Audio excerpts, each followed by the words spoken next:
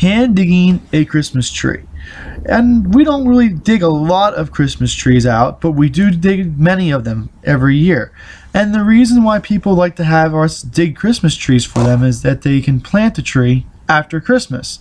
So the tree is not cut and then they don't feel like they wasted a tree. So the first thing we do when we dig a tree is that we have to remove all the branches out of the ground, and we do that by tying string onto the tree and then wrapping it up. Whenever you wrap up a tree, we always stress that you should try to tie the main part of the string, the first beginning part, onto the trunk of the tree and not onto the branch. The reason you want to do it onto the trunk is that when you tie up the branches and then the string is tied to a branch, that branch will gain a memory of being twisted around the tree. So we tie it to the center of the tree to avoid making memories on branches. And you'll definitely notice that when you get back to your house, that if there's a memory on a branch, the branch just won't look right. After we tie it up, we grab a handy dandy shovel and we start removing the grass around the tree. There's two reasons to remove the grass. First one is that the top a little bit, there's not a lot of roots there, it's just extra dirt. So we just want to remove that so when we dig the tree out, there's a lot less weight. Secondly, we do that is that we remove a lot of, like, we put a little taper onto the tree. The soil is tapered away from the center of the tree. It'll aid us when we start digging or trenching out the second part of it. So we just go around removing the dirt.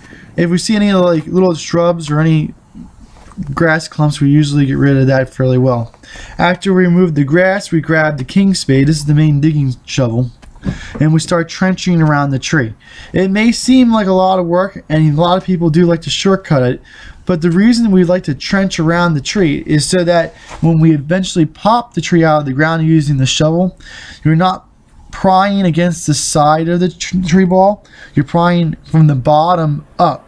And the reason that's important is that if you pry from the side, the soil tends to crumble and break. When you pry from the bottom, the ball usually comes out in one piece. If the ball breaks, then a lot of the roots and the small root hairs break off of the tree, and it makes it much less viable of a plant once you try to plant it in the ground. Everybody does the digging a little bit different. And when I was little, I was taught many different ways of doing it from different crews that we'd hired to go and hand dig trees. The one way I like to do it is I like the one day that we had a bunch of Irish guys come in. They were hand digging trees for my dad, and they taught me this style. But everywhere you go and everybody you talk to has a little bit different style of digging trees. So I always call this the Irishman's digging style because that's who I learned it from. When we dig out the tree, we always start a little bit bigger of a ball than what you need. Then you work taking extra soil around until you get to the right size tree ball. Once it's about the right size tree ball, we start making another taper, making the tree ball from where the top of the ball is down to where the base is, a little bit of taper going inward, and that helps keep the ball a little bit more together as well. I like to do that too, is that also when we dig it out of the ground and we wrap it, the string that we put on it usually holds a little bit better and makes it a little bit tighter.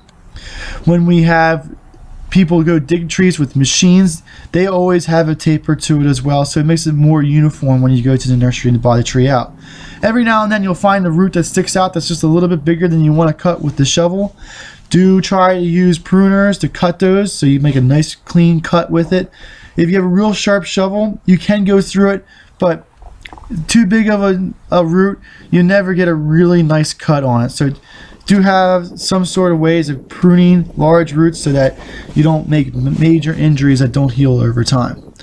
So as we get closer to getting the tree ball to the final form, we do a little bit of tiny little cuts downward, and we make a nice little groove down the base as deep as we're going to trench out.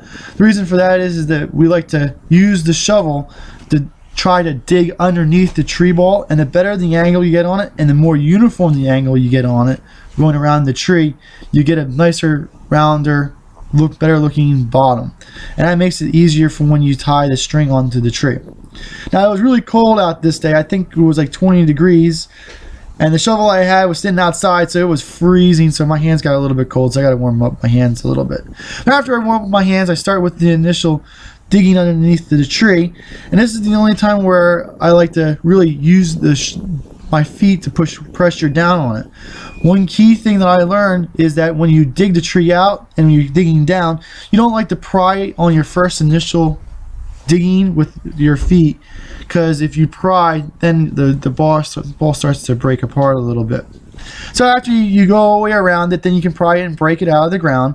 We grabbed a little piece of burlap. It was really cold that day. Even the burlap was frozen together, so it took some time to get that spread out. And I made a little mistake here, and you'll see I'll correct it. I am right-handed, so when I go pick up the tree, I want to have the burlap on the other side of the tree so that I can use my right hand to pick up with most of the weight. If this was a little bit bigger than when we like to dig by hand, and I usually like to try to use the shovel, but I couldn't get my hand underneath of it to pick up the other side of the shovel, so I had to pick it up by hand without using the shovel, and that's not as nice, but it still held together pretty well. You can see our real heavy clay. You can see our subsoil there at the lower end. There's no roots down there, so sometimes they do break off a little bit, but that's not too big of a deal.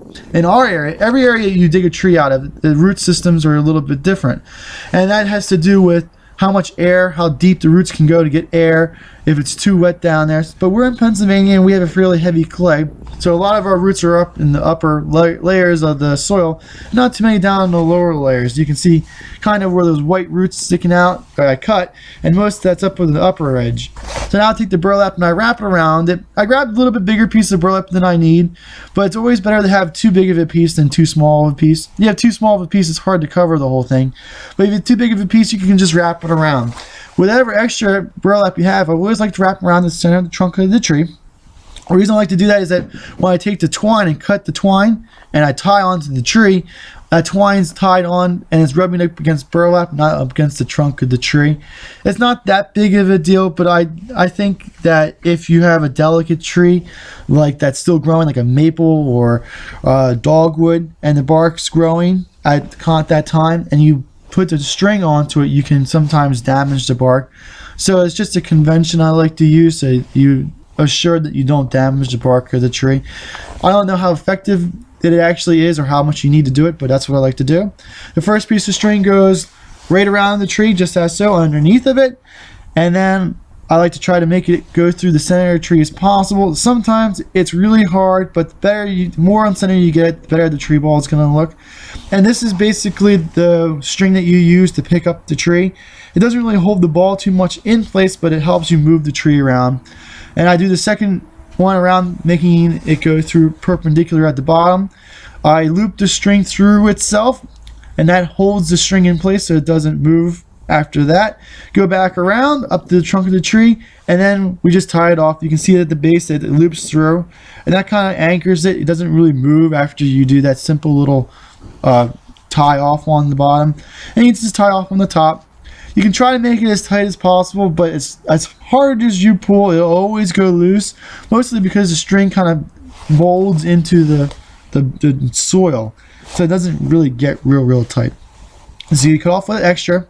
You tie it onto the other piece that you have, because you don't really want to waste too much. You take a little bit extra, and we're going to do the sides now. This one here is going to help hold the ball together the most. This is the more the structure one, and you can really get this next part tight. And what you do is you just pick some place on the side, and you tie it onto the side of the twine, or the other twine that you put around to help hold it to pick up the tree with. And you just go around the sides with it, and every time you go around, you meet a string, you loop it through. And that'll help keep the string in the same spot. And there's 4 pieces of string you have to tie onto, so there's actually 5 times you have to go around. And after you get all the way around, you pull as tight as you can, and really tighten it down. You tie off a simple little knot, you cut off the extra, and then you have yourself a tree. And that's basically the kind of tree that you'd like to see. Every place you go does it a little bit different, but that's how I do it. Thank you. This video is brought to you by Highland Hill Farm. We grow and sell screening and buffering trees for privacy and sound barriers.